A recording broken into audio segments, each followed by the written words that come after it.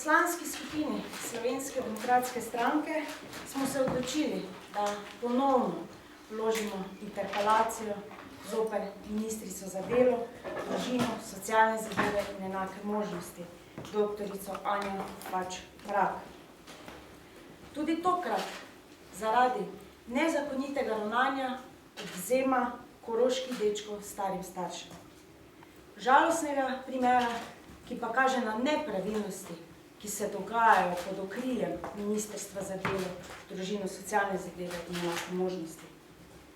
Interpelacije nismo vložili zgolj zato, ker bi želeli ponovno razpravljati in prepričevati cenjene kolege iz koalicije in tudi dela opozicije, da je ministrica Anja Kopač Mrak v primeru odvzema dveh dečkov ravnala nezakonito.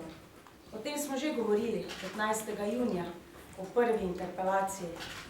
O tem so govorili sokrajani, o tem je govorila javnost, laična in strokovna javnost. O tem se je izreklo pravno sodišče in nenazadnje se v preteklem tednu o tem izreklo tudi Vrhovno sodišče Republike Slovenije.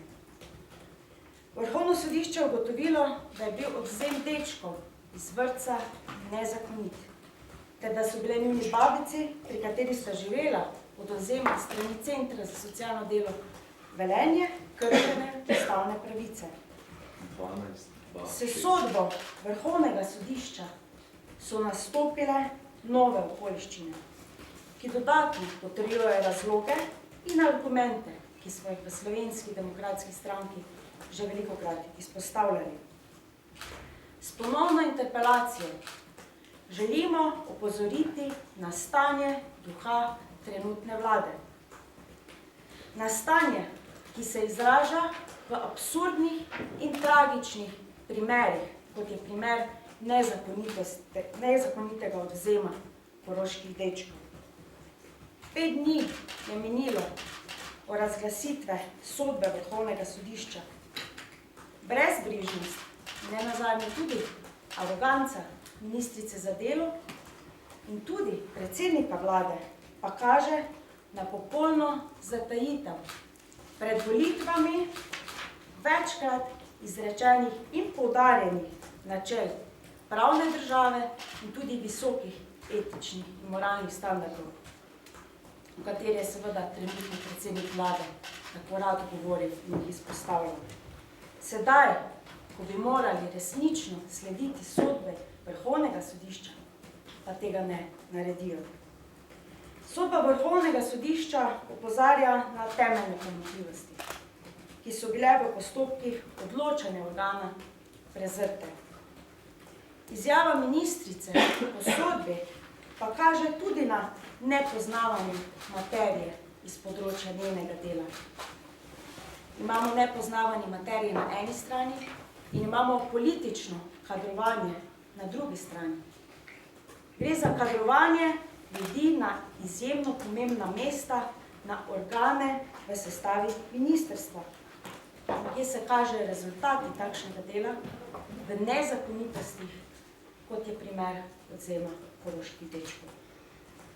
V Slovenski demokratski stranki smo na številne nepravilnosti skozi izpostavljen primer že opozarjali od vsega začetka. S sodbo Vrhovnega sodišča pa so nastopile nove okoliščine. In če ministrica tudi po sodno potrjenih nezakonitosti ni toliko samokritična, da bi odstopila sama, in če predsednik vlade niti po sodbi Vrhovnega sodišča ne ukrepa, potem je edina možnost, da se o njeni odgovornosti ponovno izreče Državni zbor. Težko sicer razumemo dejstvo, da mora nekdo iz vladne ekipe ali pa iz zelo pomembnih mest oditi zaradi 2 paštet, nekdo, ki je pa kršil ustavno varovane pravice, dokazano, in nekdo, ki razbije družino, pa na tem mestu še vedno ostaja. Interpelacijo vlagamo zaradi odgovornosti ministrice pri nesorazmernem posegu v človekove pravice varovane z Ustavo Republike Slovenije. In sicer varovanje otrok in družine po 53. členu Ustave, posebno varstvo in skrb za otroke po 56. členu Ustave, pravico do osebnega dostojanstva otrok in njihovih starih staršev po 34. členu Ustave, pravico do zasebnega življenja otrok in starih staršev po 35. členu Ustave, ter opustitev dolžnega ravnanja za zagotavljanje teh človekovih pravic pri nezakonitem odvzemu 2 otrok po skrbi starih staršev strani Centra za socialno delo Velenje, ter pri razbitju družinske skupnosti in s tem posegom v ustavne pravice starih staršev in vnukov. Zaradi odgovornosti in opustitve dolžnega ravnanja kot pristojne ministrice, ki je dolžna zagotavljati, da državni organi in nosilci javnih pooblastil v vseh dejavnostih in postopkih v zvezi z otrokom skrbijo za otrokovo korist in celovitost družinske skupnosti. Interpelacijo vlagamo tudi zaradi odgovornosti in vpletenosti pri politizaciji dela Centrov za socialno delo, na primeru Centra za socialno delo Slovenj Gradec, in odgovornosti za posledice kritja napak centrov. Po opravljeni razpravi seveda Državnemu zboru priporočamo oziroma predlagamo, da sprejme sklep, da se ministrico doktorico Anjo Kopač Mrak razreši s funkcije ministrice za delo, družino, socialne zadeve in enake možnosti. Hvala. Hvala, če so